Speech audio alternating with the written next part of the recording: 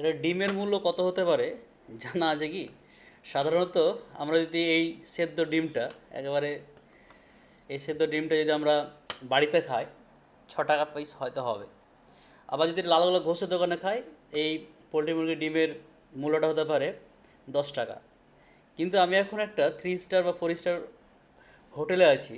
সেই হোটেলে এই ডিমের মূল্য হচ্ছে, যে বয়েলড এগ দুটোর দাম হচ্ছে 50 টাকা। 50 টাকা। এটা যদি আবার 5 স্টার হোটেলে যদি সেদ্ধ ডিমটা যদি খাই, তাহলে এর মূল্য দাঁড়াতে পারে হয়তো পার ডিম পার এগ হয়তো 150, 200, 300 এরকম দাঁড়াতে পারে।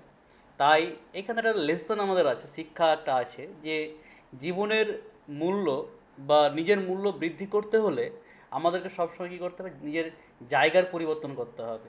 আদারওয়াইজ কিন্তু আপনাকে সেই পোলট্রি মুরগি বা পোলট্রি ডিমের মতোই কিন্তু আপনার মূল্য, যারা যেখানে আপনি বড় হয়েছেন তারা সেইভাবেই আপনার মূল্যটা দেবে। এটা যদি আবার দুবাই খাওয়া যায়, দেখা যাবে এখান থেকে আরও হয়তো দেখা যায় আপনার একটা ডিমকে এমনভাবে ওরা ডেকোরেশন করে দেবে, ওই ডিমটার মূল্য হয়তো 500-600 টাকা হয়ে যেতে পারে।